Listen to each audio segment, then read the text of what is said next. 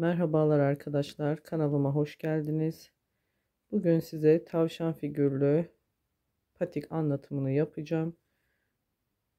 Bir çiftini ben tekine çalıştım. Diğer eşini de birlikte farklı bir renkle anlatımıyla inşallah birlikte öreceğiz. Hemen şöyle kısaca bilgi vermek istiyorum. Bunun ölçüleri yine 6-12 aylık arası 22 santim bir taban ördüm. Yine çift taban ördüm. Biraz daha farklılık yaptım bu tabanda da yani. Instagram sayfamdan beni buradan takip edenler Instagram'dan bilirler. Orada paylaşmıştım Reels olarak.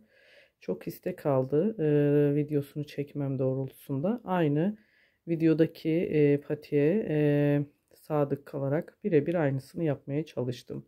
Onun da tabanı bu şekildeydi. Şimdi ördüğümüzde birlikte göreceksiniz. Hemen kenarında şöyle bir bağcığı var. Siz dilerseniz hazır taban üzerine de yapabilirsiniz. Ben yine çift taban kullandım. Şöyle alt kısmını da kaydırma yaparak beyaz renkte güzel bir görüntü olmuş oldu. Hemen ipim Nako Pırlanta, malzemelerimi söyleyeyim. Renkli ipim, ana ipim yani renk olarak Nako Pırlanta kullandım. Buradaki tavşan figüründe de Alize Cotton Gold kar beyaz kullandım ama çift kat kullandım arkadaşlar. Onu ördükçe zaten bilgilerini size söyleyeceğim. Tığımda patiği ördüm tığım. Şöyle yine her zaman kendi babet ördüğümde kullandığım 1,75 milim bir tığla babetimi patiğimizi ördük bu kısımlarını. Sonra daha sonra tavşan kısmına geçtiğimizde de tığımızın numarası birazcık daha kalınlaşacak arkadaşlar. Hemen başlıyoruz. Şöyle sarı bir renk kullanacağım. Zeminde daha açık olsun, videoda daha net görünsün diye bu şekilde bir rengi tercih ettim. Daha soft bir renk, açık bir sarı ama videoda, kamerada böyle ışıktan kaynaklı sanırım renkler farklı çıkıyor. Hemen tabanla başlıyoruz. Öncelikle 23 adet zincir çekerek başlıyoruz. 2, 3, 4, 5, 6, 7, 8, 9, 12,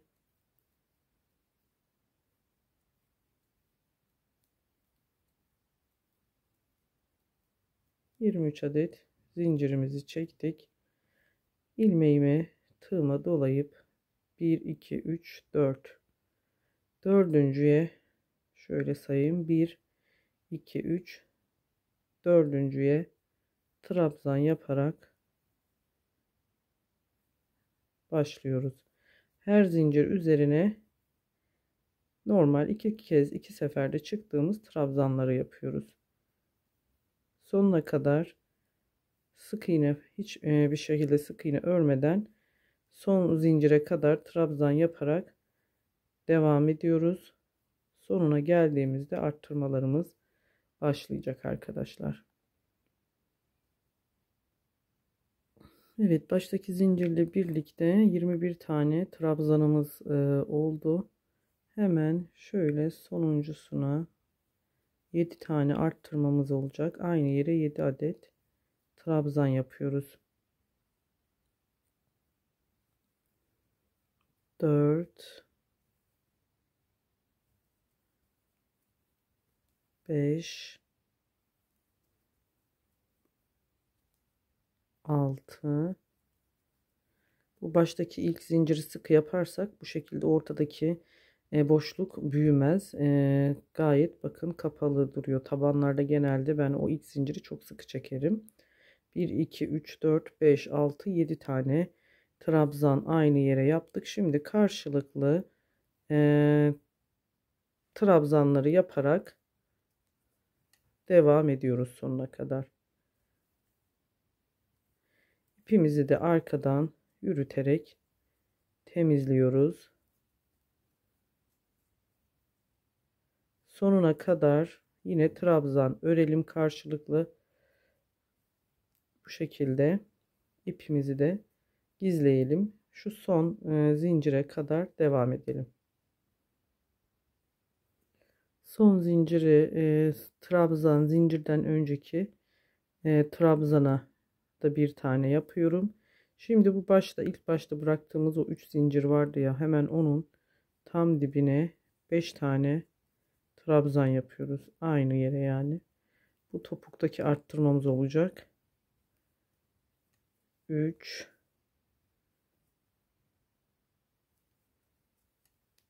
4 5 tane arttırmayı yaptık. Burada zincir, 2 zincirimiz kaldı. Hemen şu yanındaki trabzana kaydırma ile birleştiriyoruz. Burada da burunda 7 tane arttırma yaptık. Topukta da 5 tane. Şimdi 2 zincir çekiyoruz.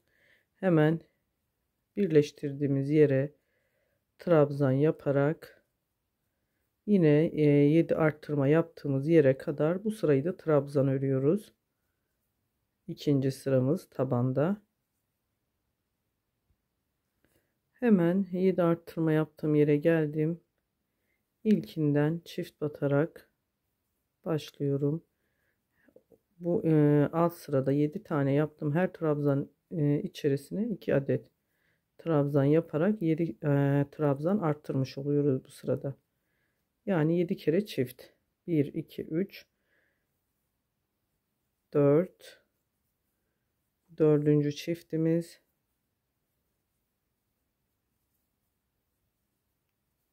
5,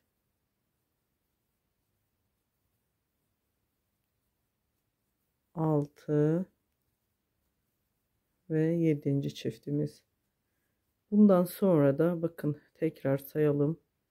Çiftlerimizi 1, 2, 3, 4, 5, 6, 7. Hemen yine topuktaki 5 arttırmaya kadar trabzan örüyoruz. Bu sıra komple trabzan olacak. Devam edelim. Evet, topukta da 5 trabzan var. Bakın şöyle 1, 2, 3, 4, 5. Hemen ilkine yine burada da 5 trabzana da çift yaparak arttırma yapıyoruz. Burada da 2, 3,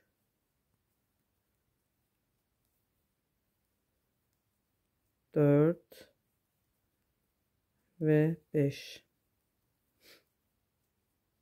Burada zincir değil, 2 zincir çektiğim değil, şu hemen yanındaki trabzanın tepesine kaydırma ile birleştirdim. Bir zincir çektim. Tabanımızın şimdi son sırasına geldik. Hemen dibine bir sık iğne yapıyorum. Yanına yapıyorum. Burada 12 sık iğne veya siz tabanınızın nasıl hoşunuza gidiyorsa 11 veya 12.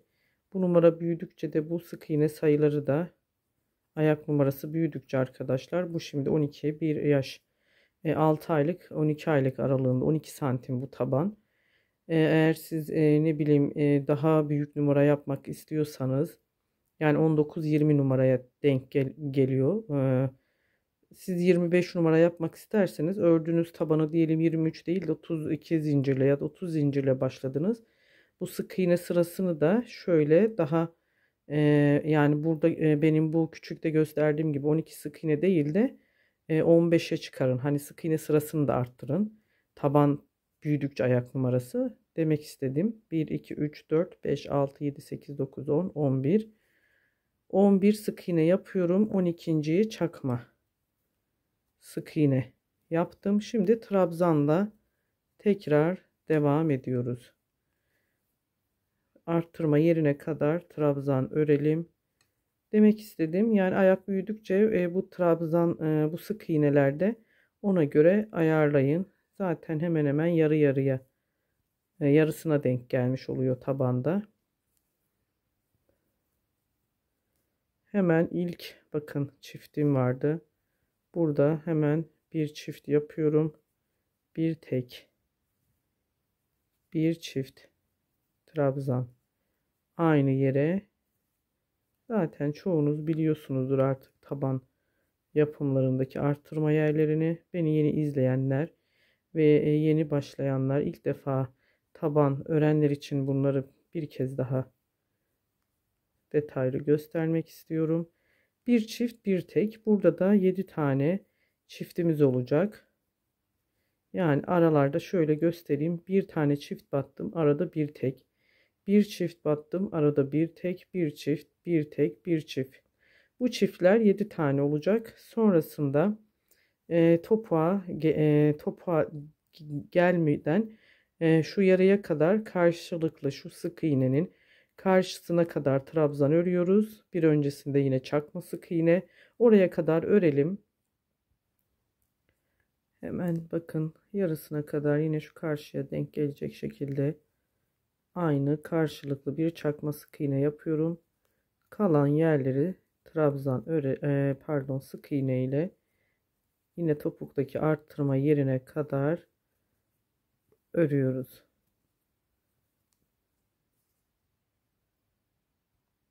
Topuğa geldik. Hemen ilk çiftimiz vardı. Hemen bu ilk çiftin, ilk değil, ikinci trabzanından çift sık iğne yapıyorum. Burada bir çift sık iğne, bir tek sık iğne yaparak, burada da 5 tane çift sık iğne yaparak arttırmış oluyoruz.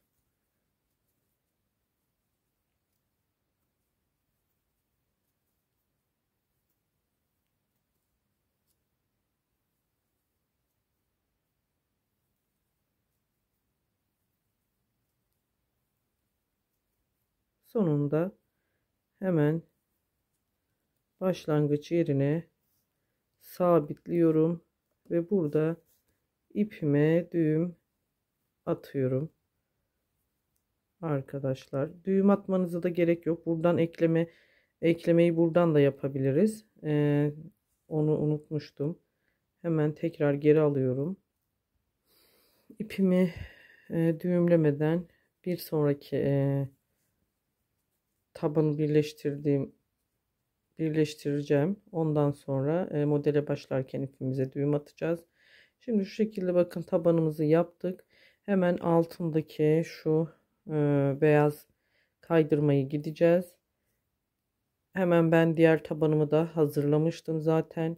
Tabanı birleştirmeden bu altında şu yere gelecek şekilde bu tarafından gidiyoruz. Aşağı alta bakacak kısmı. Şöyle beyaz bir alize koton ipimi aldım ben. İnce olduğu için daha tok görünsün istiyorum.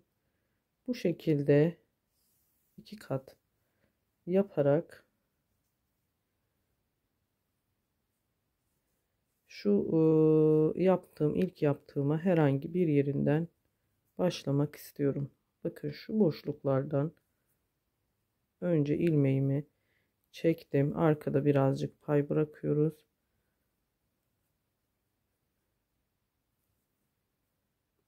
En son onu temizleriz. Şöyle kaydırma yaparak hoş bir görüntüsü oluyor. Komple çevresine gideceğiz. Bu sırayı şöyle başladığımız yere kadar gelelim. Evet arkadaşlar, bu şekilde tamamını çevirdim. Sonuncusuna da batıp burada ipimizi keseceğiz.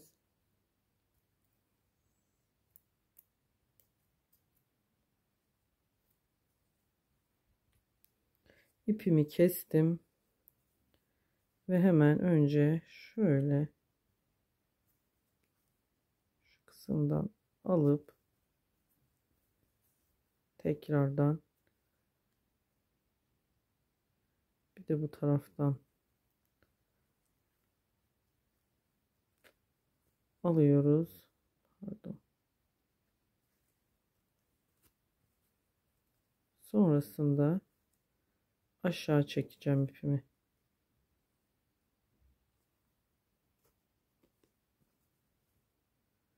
Tabandaki kaydırmayı Bu şekilde tamamlamış olduk. Şimdi sıra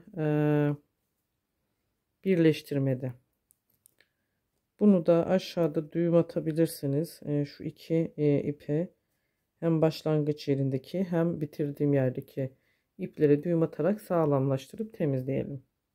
Evet, şimdilik beyazla işimiz bitti. Hemen bu aşağıya gelecek. Zaten ipler içeride kalacağı için sıkıntı yok. Burası da iç patiğin içi olacak yani. Bu kısımda taban aşağı yere gelecek olan taraf. Zaten yan yana karşılıklı gelirse bu şekilde göstereceğim şimdi arkadaşlar. Bakın bu tabanda da bitiş yerimiz burası. Bu tabanda da hemen buradan batıp yine aynı noktadan ipimizi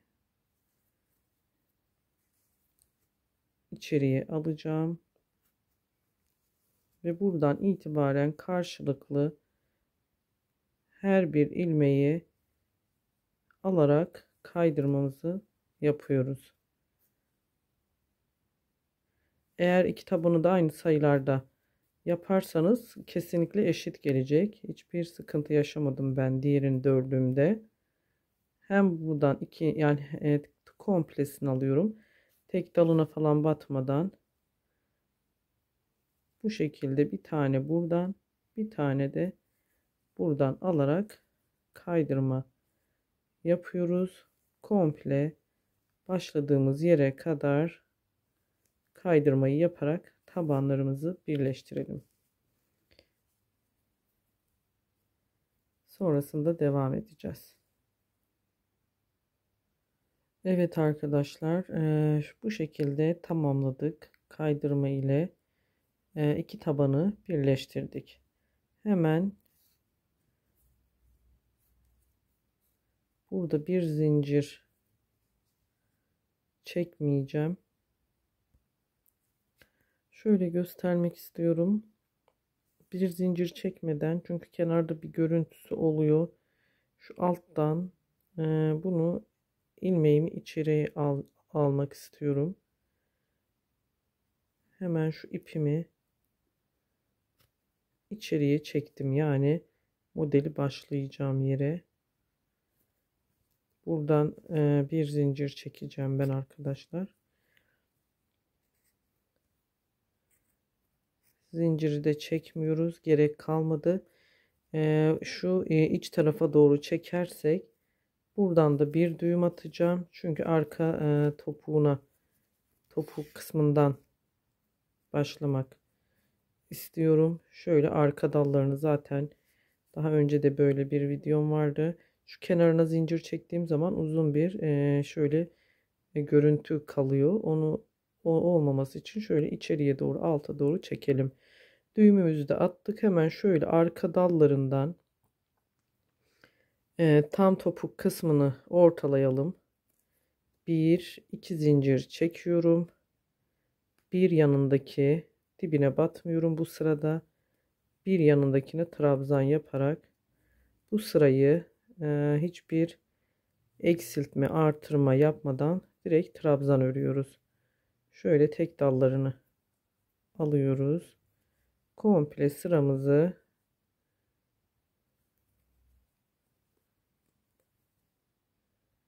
örerek bu şekilde komple başladığımız yere kadar ikili trabzan örüyoruz. Evet arkadaşlar, bakın şöyle arka tek dallarını alarak komple trabzan yaptım ve sonuna geldim. Sonunda da bir tane yapıyoruz ve başladığımız şu iki zincir değil de şu trabzanı yanındaki trabzan tepesine kaydırma ile birleştirdim. 2 zincir çektim. Şimdi kaydırma birleştirdiğim yere trabzan yapıyorum. İkinci sıramıza geçtik. Bu sırayı da şuraya kadar gelelim trabzan yaparak. Hemen şöyle ortadan modelimizin kesme işlemlerine başlayacağız. Hemen orayı da ayarlayıp sizlere göstereceğim. Birazcık trabzan örelim. Şu kadar örelim, devam edeceğiz. Evet arkadaşlar. Şimdi şöyle birazcık ben trabzan ördüm başladığım yerden buraya kadar. Sayısı dediğim gibi şimdi buradan ayarlayacağımız için buranın sayısını saymaya gerek yok. Tam topukta burundan şöyle ilmeğimizi ayarlayalım. Topuğa pardon, tam burun ucuna gelecek. Şöyle tığımla siz elinizle iğneyle işaret koyabilirsiniz, bir parça iple. Şöyle burundan ayırıyorum. 1 2 3 4 5 6 7 8 9 10 11 12 13 14 15 16 17 18 19. 19 ilmek sağ, 19 ilmek de sola olacak. Burundaki bu ortada bir tane kalıyor. 19 sağ, 19 sola ben ayırdım. Şimdi bundan sonrasını ilk eksiltmemizi yaparak başlıyoruz. Önce bir, yanındakine de 2 ilmek çıkıp hepsini birlikte çıkıyoruz. Sonra bir eksiltmeyi yaptım. Yanındakine yine bir tane trabzan yapıyorum.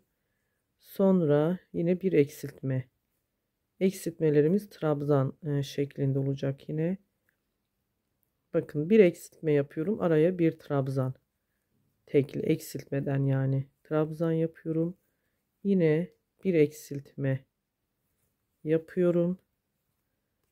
Araya bir trabzan. Bu şekilde bir eksiltme, bir trabzan. Bu sağa ve sola ayırdığımız 19 ilmeği başlıyoruz. Burada da aynı 19 ilmek olana kadar bir eksiltme, bir trabzan şeklinde eksiltmelerimizi yapıyoruz. Sonra kaç eksiltme yaptığımızı sayacağız. Evet arkadaşlar, bakın şöyle çiftlerimizi sayalım. Bir eksiltmelerimizi 2 3 4 5 6 7 8 9 10 11 12 ve 13. 13 eksiltmemiz oldu. Buraya kadar zaten karşılıklı. Bakın, başladığım bu eksiltme ilk yaptığım yerden karşısına denk gelecek şekilde 13 eksiltme yaptım. Aralarda da tekli trabzan, yani bir eksiltme bir trabzan şeklinde battım. Bu sırayı bu şekilde tamamlıyoruz. İkinci sıramız. Başladığımız yere kadar, sonuna kadar gelelim. Buraya kadar tekli trabzan örerek. Evet, sıra sonuna geldik. Hemen şöyle patiğimizin ya da botumun, her ne diyorsanız, bakın önden ikinci sırada toparlamaya başladı. Hemen üçüncü sıraya geçiyoruz. Bundan sonra şu yanlar artık hep sık iğne olacak. Şöyle göstereceğim. Bakın, bu şekilde sık iğne ile devam edeceğiz. Sık iğne ile devam edeceğiz. Sonrasında da lastik kısmını yapıp tamamlayacağız. Hemen üçüncü sıramıza geçiyoruz. Üçüncü sıramızda komple şöyle yine bir zincir çektim. Dibine sık iğne yaparak, burada eksiltme artırma yapmıyoruz arkadaşlar. Komple sık iğne yapıyoruz. Ön kısmında da aynı. Her ilmek başına bir sık iğne yaparak eksiltmemiz yok. Bu sırada komple burayı sonuna kadar sık iğne yaparak örelim. Evet arkadaşlar, bakın ben bu sırayı, sık iğneyi tamamladım. Yine oraları göstermeme gerek yok zaten. Dördüncü sırada da yine sık iğne ile başladım. Hemen bu tarafa doğru kesme yaptığımız yere gelmiştik. Şu ikinci sırada sık iğne yaptım. Kesme yaptığım yere, yerin hemen, bakın burası kesme yaptım, ilk kesme yaptığımız yer. Buradan bir zincir bu tarafından yine trabzan şeklinde kesmelerimize başlıyoruz.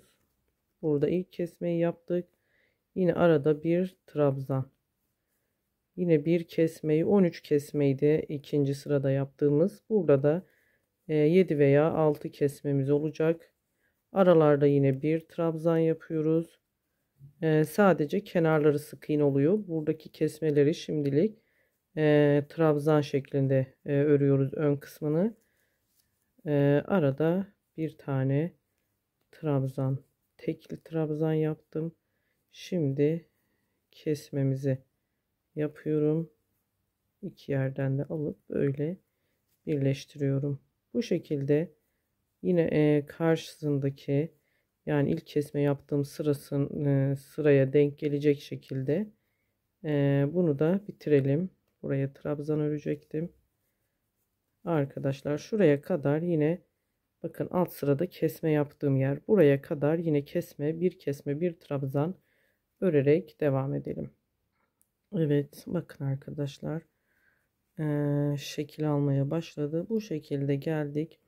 Burada da kesmelerimizi burada başlamıştık. Sık iğneyi yaptık. 1 2 3 4 5 6 7 kesmemiz oldu.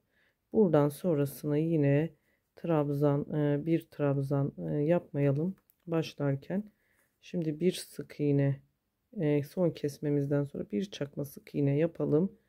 Kalan kısmını da sık iğne örerek başa kadar, başladığımız yere kadar gelelim. Ondan sonra yine aynı 1 2 3 5. sıramıza geçiyoruz. 5. sırada da yine kesme yaptığımız yere kadar sık iğne örüyoruz ve devam ediyoruz. Buraları göstermeme gerek yok. Burayı tamamlayalım. 5. sırada da yine buraya kadar örelim. Evet, şimdi 5. sıramıza da geldik. Kesme yerine bakın, ilk kesme yaptığımız yerden şöyle bir sık iğne yapıyorum. Hep bu taraflarından doğru başlıyorum. Geriye değil de ileriye doğru gidelim. Hemen şurada bir çakma sık iğne yapacağım. Bu kesmeye başlamadan önce. Şimdi ilk kesmemizi 1 2 yaptık. Araya yine bir trabzan. İpimi açayım. Hemen bir kesme daha. Burada da 3 kesmemiz olması lazım. Şimdi birlikte örelim. Araya bir trabzan, 3 veya 4. Şimdi bir kesme daha yapıyoruz. Bakın, araya bir trabzan yaptım. Çakma sık iğne yapalım buraya da. 3 kesmemiz oldu. Şimdi yine sık iğne yaparak devam edelim.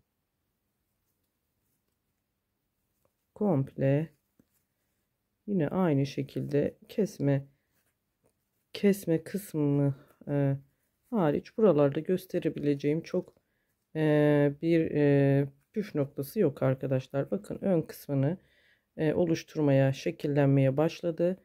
Buraya kadar gelelim. Yine sık iğnemizi burada bitirelim.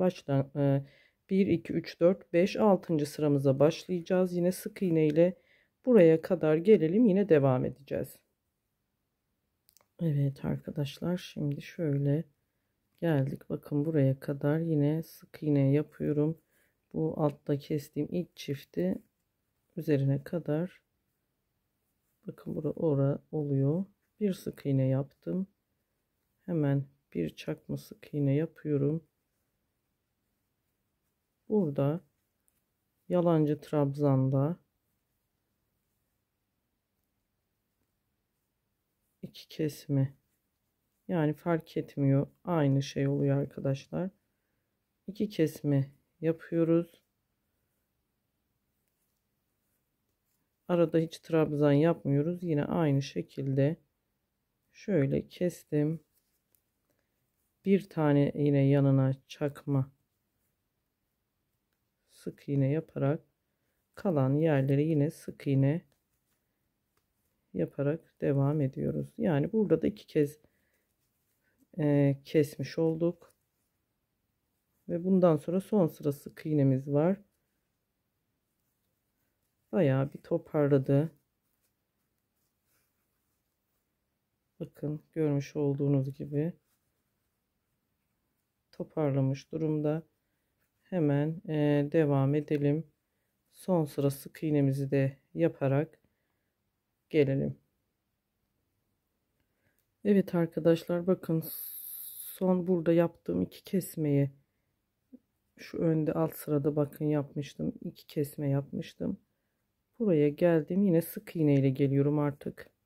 Çakma sık iğne yapmıyorum. Bu 2 kesmeyi şöyle sık iğne şeklinde birlikte alıyorum ve devam ediyorum.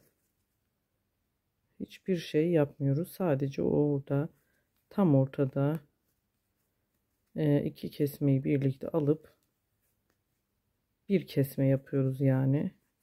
Sık iğne şeklinde, çakma trabzan da yapmıyoruz. Normal trabzanlı kesme de yapmıyoruz. Bu sırada sık iğne sıramızda son sıramızdı. Bu şekilde botumuzu tamamlayıp artık lastik kısmına geçeceğiz. Devam edeceğiz. Buraya kadar gelelim, bitirelim, devam edelim.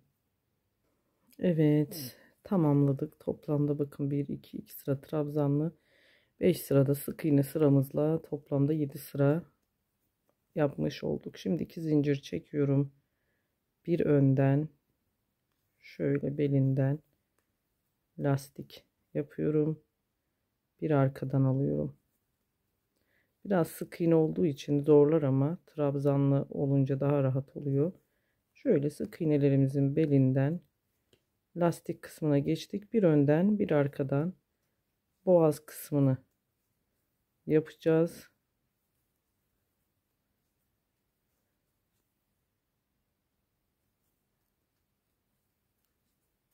Bir önden bir arkadan bu şekilde lastikler örerek devam edelim. Her sık iğne içerisine yapalım bunu arkadaşlar. Bu kısma da yapalım. Hiç eksiltmiyoruz. Burada yaptığımız sonuna kadar gelelim. Buraya devam edeceğiz. Evet arkadaşlar, bakın komple böyle lastik örerek bu kısma geldik. Sonuncusuna batmadan şu ilk 2 çektiğim zinciri ben arka lastik sayıyorum. Önden aldık. O da arkada olmuş olsun. Şimdi tekrar bakın 2 zincir çektim. Hemen önden lastiği almakla başladım. Yine belinden arkadan aldığım lastiği arkadan, önden aldığım lastiği yine bu sırada da önden alıyoruz. Lastik sıramız 3 sıra olacak. Bu ikinci sıramız. Burada da bir değişiklik yok. Burada da bir önden bir arkadan, aynı arkadan aldığımız lastiği arkadan, önden aldığımızı da önden alarak bu sırayı da tamamlayalım. Sonra üçüncü sıraya geçeceğiz birlikte. Devam edelim. Evet arkadaşlar, botumuz şöyle çok tatlı görünüyor. Yavaş yavaş şekil almaya başladı. Son sıramızı yapacağız ama dilerseniz onu söylemek istedim ben size. Ben 3 sıra yaptım lastiğini. Şimdi 3. sırada tek lastiğe indireceğim toplaması açısından. Giydirmekte kesinlikle bir sıkıntı olmaz.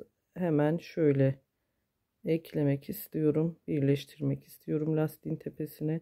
Siz dilerseniz daha uzun olmasını istiyorsanız bu lastiğin bir iki zincir çektim.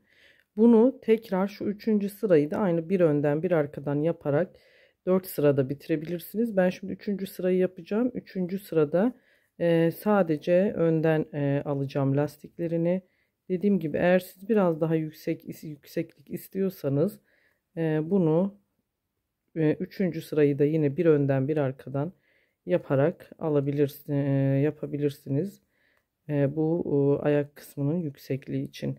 Ben şimdi üçüncüyü şöyle 2 sıra bir önden bir arkadan aldık. Üçüncü sırasını da hep öndeki lastikleri alıyoruz ve burada patiğimizi tamamlayacağız. Dediğim gibi eğer siz arkadan almak daha yükseklik istiyorsanız bir önden bir arkadan üçüncü sırayı yapıp dördüncü sırada bu tek lastiği öndekilerini alarak örebilirsiniz. Bu şekilde de hep önden alarak sonuna kadar gelelim. Evet, hemen son lastiğimi de aldım. Yine burada başlangıç yerine birleştirme yapıp ipimizi burada kesiyorum. İpi temizleyelim. Bakın burada giyimi gayet rahat arkadaşlar. Zaten son sırada böyle kaydırma, sık iğne falan daha gitmiyorum. Sadece bu tek lastikle bitirdim. Gayet esnek bir yapısı var. Yani ayağı olmaz hani kesme yaptığımız için öyle bir şey düşünmeyin. Gayet güzel. Bakın çok tatlı da bir duruşu var. Şu ön kesmeleri bebek patiklerinde yapmak isterseniz bu kesme işlemleriyle yapabilirsiniz. Yükseklikte istiyorsanız dediğim gibi burayı 4 sırada tamamlayabilirsiniz. Hemen şimdi ipimizi temizleyelim. Ben tavşan kısmına geçeceğiz. Onu da çabucak yapıp yapıştıracağız ve tamamlayacağız patiğimizi. Evet, şimdi hemen şöyle Alize Cotton Gold'la beyaz bir iple ince olduğu için şöyle 2 kat kullanıyorum ben. 2,5-2 milimlikte bir tığ kullanacağım. Hemen 11 zincir çekerek 2, 3, 4, 5, 6, 7, 8, 9, 10, 11. 11 zincir çektim arkadaşlar. Şöyle ilmeğimin başına yine alıyorum. Dördüncüye trabzan yapıyorum. Yine bu sırayı son ilmeğe kadar trabzan yaparak gelelim.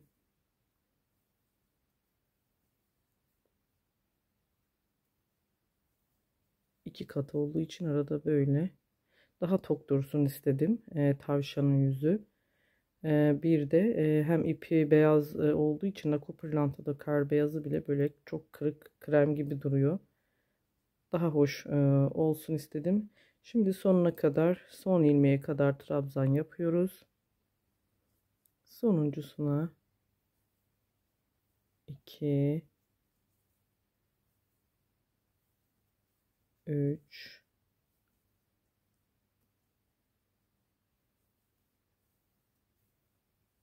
4,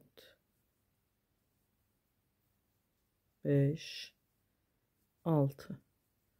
6 tane trabzan yaptım. Aynı yere yine burada karşılıklı trabzanlarımızı örmeye devam ediyoruz arkadaşlar. Buraya kadar yine gelelim. Şu tabanda ördüğümüz şekilde hemen orada da artırmamızı yapacağız. Evet arkadaşlar, buraya kadar yine karşılıklı yapıp geldik. Hemen yine burada baştaki o 3 zincirin tam dibine bu şekilde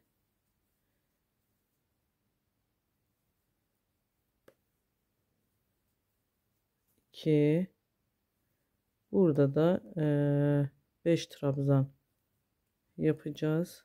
Bu zinciri de sayıyoruz. 6.'yı da onu sayıyorum ben. Yani 5 arttırma yaptık bu tarafta. Hemen 5 arttırmamızı yaptık. Burada ilk zincirin yanındaki trabzana birleştirme yaptım. Evet, ilk sıramız tamam. Şimdi 2 zincir çekiyorum.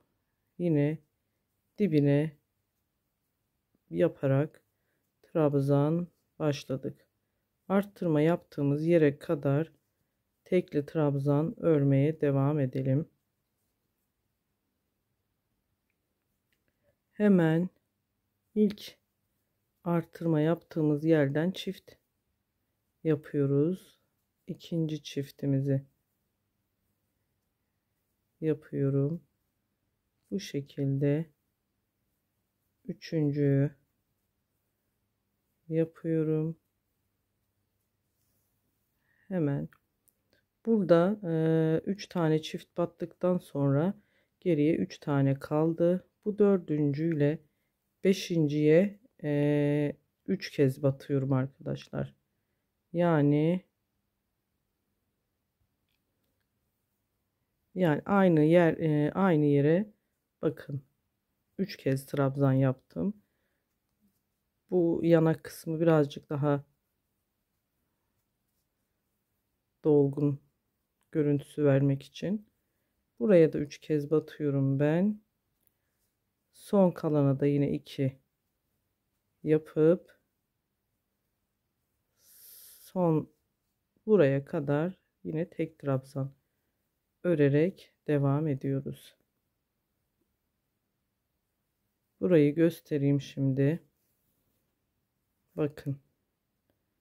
1 2 3 tane çift battıktan sonra bu 2 taneye 3 tane batıyorum. 3'er tane trabzan. Sonrasında 2 taneyi yine 2 pardon 3 tane değil, ilk bir tane kalıyor. Bir taneye son bir taneye de çift batıp burada arttırmamızı bu kısımda tamamlıyoruz. Aynı şeyi buraya da geliyoruz. Bu tarafta da yapacağım ben. Bakın arttırmamızın ilkini çift battım. Bu 2 taneye yine 3'erli yapıyorum. 3 batıyorum buraya da. Yine yanındakine de 3 batıyorum. Son kalan 2 taneye de çift trabzan yapıp birleştiriyoruz. Evet arkadaşlar, yüz kısmını bu şekilde tamamladık. Eğer sizin dediğim gibi benim elim biraz sık olduğu için eliniz gevşek olursa yine 1,70 milim 75 milimlik tığla örmenizi tavsiye ediyorum. Hemen yoksa çok büyük düşecektir. 2 milimlik eliniz gevşekse çok sık örebilirsiniz ama gevşekse böyle hemen ördüğümüz yüz işlenecek daha henüz. Onu tamamladık. Hemen kulaklarına geçelim. Yine beyaz renkli kulaklarını da yapalım. Önce tüm öreceklerimizi yüzünde örülecek olan örgü kısımlarını örelim. Sonra yapıştırma işlemine geçeceğiz. Kulaklar için de 8 zincir çekiyorum. Yine bu tığa geçtim ben. Biraz daha 2 kat dediğim gibi bununla örerseniz biraz daha küçük olur. Çünkü çok küçük olduğu için 6-12 aylık 1 2 3 4 5 6 7 8 tane ilk yanındakine bir sık iğne, 2 sık iğne, çakma sık iğne yapıyoruz. 2 sık iğne, bir çakma sık iğne yapıp kalanlarını trabzan örüyoruz.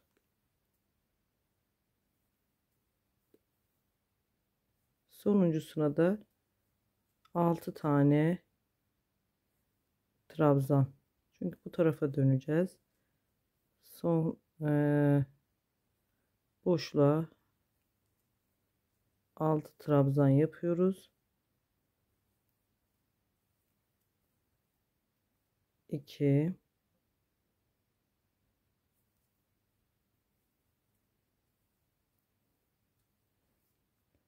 1 2 3 4 yaptık.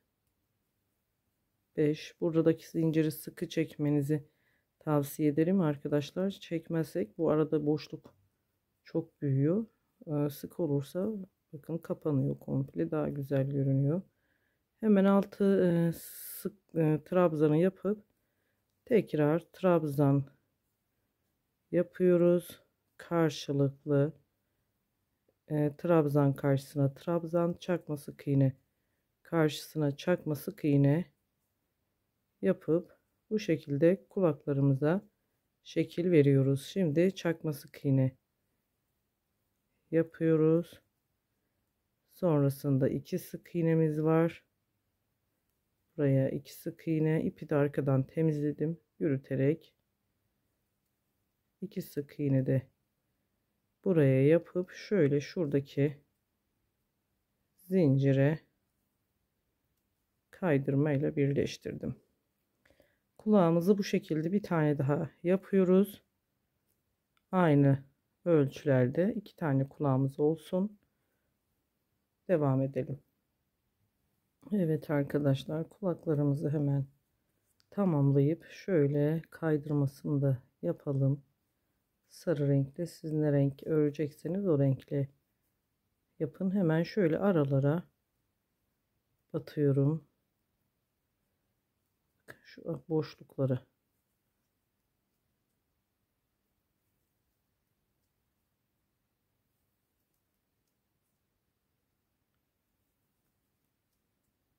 Trabzan aralarına, tepelerine batmıyoruz. Yani sık iğne ilmek tepelerine değil de şöyle tam boşluklara batarak bu şekilde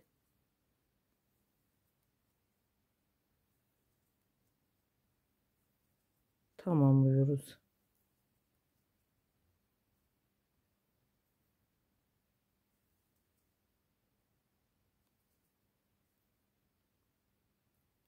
Ara boşluklarını bulursak daha iyi olacak. Sonları sık iğne olduğu için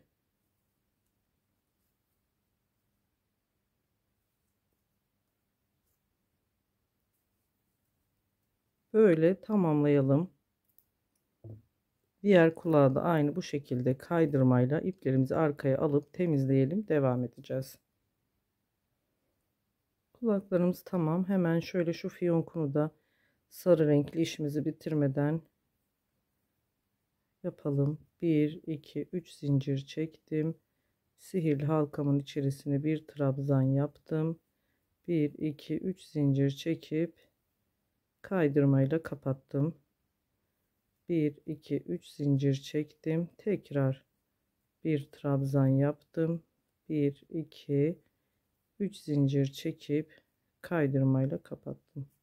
Şöyle sıktığımız zaman da zaten görüntüsünü görüyorsunuz arkadaşlar.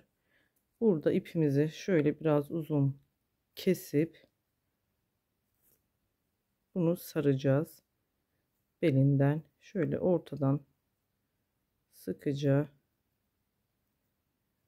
büyük yaparsanız ayak numaralarını, bu fiyonkoda birazcık mesela ortadaki trabzan 2 tane yapabilirsiniz. Ben şimdilik böyle küçük olduğu için çok istemedim büyük bir fiyonk. Hemen şöyle 2 kez dolayıp şunu da arkadan bir kez buraya getiriyoruz. Burada düğüm yapıp fiyonkumuzu da tamamlıyoruz. Bu şekilde arkadaşlar. Fiyonkumuzu da yaptık. Şimdi hemen şöyle yanaklarındaki pembe renkle yine alize kotonla tek kat öreceğim. Bu kez küçük olsun zaten. Sihirli bir halka yapıyoruz ve bir zincir çekerek içerisine 8 tane sık iğne yapıyoruz. Halkamızı küçültelim. 4 5 6 7 ve 8 tane yapıyoruz. Başlangıç yerini de kaydırmayla birleştirelim. İpimizi kesiyoruz. Şöyle bir iki kez ben ipi düz tarafını alıyorum, ben ipi arkadaşlar. Şimdi arkadaki kısmı da alacağım. Buradan da bunu içeriye alıyorum ve sıkıca iyice ortasını küçültüp ters tarafından böyle yapıştırıcıyla yapıştıracağım. Buna da düğüm atarak yanağımızın buradaki pembeliğini oluşturacağız. Bundan bir tane daha yapıyoruz. Sonra yapıştırma işlemine geçiyoruz. Evet, şimdi şöyle Alize Diva ile ben daha ince bir iple hemen şu burun ve ağız kısmını işlemesini yapacağım arkadaşlar. İnce olsun fark etmez. Yani illa benim gösterdiğim iple yapacaksınız diye bir şey yok. Sadece inceliğini ayarlayın. Küçük bir kısmı bize, pardon kamerayı elimdeydi. Küçük bir kısmı bize lazım olacak zaten. Şöyle keseceğim ben. İpime düğümü attım. Yani birazcık inşallah güldürebilirim bu kedi tavşanı. Diğerinde birkaç defa çünkü buradaki yüzündeki bu şekli veren şu ağız ve burun kısmı oluyor arkadaşlar. Hemen zaten burada ekranda ekran resmi çekerseniz de zaten Instagram sayfamda da paylaştım. Nereleri işlediğimi görüyorsunuzdur. Ben başlangıç olarak şöyle başlamak istiyorum bir yerden. Tam ortalıyorum. Şu trabzanımın ortasından ortaladım. Önce şöyle bir çapraza, ardından da biraz yukarıya tekrar aynı yere şuradan batıyoruz. Bunu da biraz bu tarafa ipinizi şöyle koyarsanız kaydıralım. Hemen bir tık yukarıya da bunu sabitleyelim. Aralara batmıyorum çünkü ipim oralardan çıkacaktır. Biraz aşağıda oldu bu arkadaşlar. Bakın bunu ayarlayıp geliyorum. Dediğim gibi şimdi buradan bakarak işlemeyi yapalım. Burun kısmı buradan buraya kadar gelecek. Sonra 2-3 kez de şöyle karşılıklı dikelim. Görüyorsunuz. Hemen bunu bitirelim. Çünkü ayarlaması biraz zor. Ben de yeni yaptığım için bu kedi ve ayıcıkların bu gülme şeklini kendiniz zaten belli nerelere batacağımız, sadece düzgün bir şekilde batarsak, iğneyle işlersek istediğimiz sonucu alacağız. Evet arkadaşlar, ben şöyle işledim. Gelişi güzel, hızlı bir şekilde, siz daha düzgün bir şekilde işlersiniz. Biraz video zaman açtığı için hızlı hızlı yaptım. Bir de bağcığını yapıştırmadan önce şöyle yine aynı rengiyle tek kat 1,75 milimlik tığımla bağcık için 160 adet zincir çektim. Gayet gevşek de olmasın, çok sıkı da olmasın. Hemen burada bunu da tamamlayalım. Bağcık kısmını da önce bağcığını takalım. Sonra ipimizi biraz iğne takacağım için uzun kestim. Yapıştırma işleminden sonra zor olabilir. Hemen iğneme geçiriyorum bağcığımın ipini. Evet arkadaşlar, şimdi bağcığımı burada takılmıştı bir yerde, onu düzelttim. Orta kısımlarından, boşluklardan, ikinci sıra lastiğimizden zaten kendini gösterecek. Şöyle iki takarsak takılmadan rahat bir şekilde geçirebiliriz. Lastiklerimizin her birinden geçirerek bunu takarak devam edelim arkadaşlar. Evet arkadaşlar, bağcığımızı taktık. Bu tarafa gelsin istedim. Böyle bir düğüm atıyoruz. Ben şöyle ters tarafından bağlıyorum. Bir de bu taraftan fiyonkumuzu oluşturduk. Büyüklüğünü, küçüklüğünü şöyle kıstırarak siz yapabilirsiniz. Hemen iplerimizin fazlalıklarını alalım. uçlarını da çakmak yardımıyla yaktığımızda iş bitti.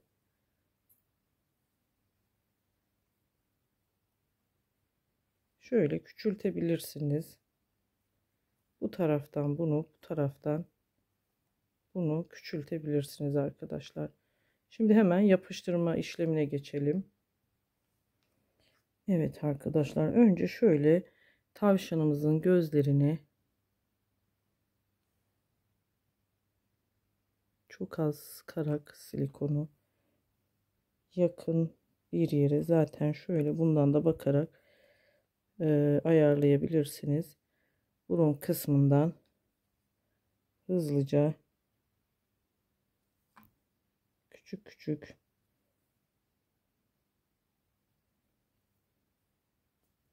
yapıştıralım. Yanaklarını şöyle iplerimizin üzerine sıkarsak bu şekilde kenarlarına da yanakları olacak.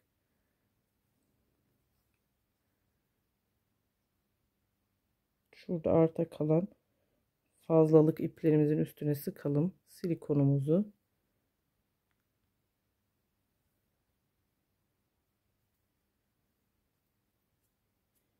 Hemen kulağımızı yapıştırmadan önce yüzümüzü yapıştırmadan önce kulak olan kısımları yapıştıralım. Yani şuraya sıktım ama şu üstü, en üstünü arkadaşlar çok en üstüne doğru sıkmayın. Ben şimdi bir an farkında olmadan sıktım, bulundum. Kulaklarımızı da şöyle yapıştıralım. Zaten yüz gelecek buraya. Diğer kulağı da aynı şekilde. Şu yarılarına kadar sıkarsak, üst tarafları sıkmasak da olur. Komple gerek yok kapanmasına. Bunu da hemen bu taraftan yapıştırıyoruz. Hani şuralar durabilir. Onu siz ayarlayın. Üstlerinin yapışmasına gerek yok. Ben böyle biraz, kusura bakmayın, hızlı hızlı yapıyorum. Komple bunu da yüzüne de hemen kenarlarını, köşesini şöyle bolca, gayet sağlam oluyor yani çıkması. Bunu da hemen şöyle kulaklarımızı ortalayalım.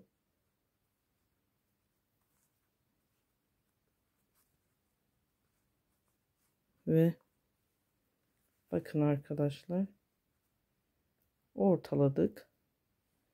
Bir tek fiyonkumuz kaldı. Ben şu anda acele yaptığım için belki tam düzgün yapıştırmamış olabilirim arkadaşlar. O yüzden bu kulağımızın da bağcık olan tarafına fiyonk saç tokasını yapalım. Bu şekilde tamamlamış olduk. Evet arkadaşlar, tavşancık botumuz veya patiğimiz hazır. Gayet çok tatlı. Dediğim gibi boğaz kısmını siz bir sıra daha fazla örebilirsiniz. Belki tam düzgün yapıştıramadım, kusura bakmayın. Acele ettim. Beni sabırla dinlediğiniz için çok teşekkür ediyorum arkadaşlar. Kanalıma abonelik ücretsizdir. Abone olarak, beğeni ve yorum yaparak kanalıma destek olursanız sevinirim. Videolarımın devamı için bu çok önemli arkadaşlar. Başka bir videoda görüşmek ümidiyle. Hoşça kalın. Allah'a emanet olun.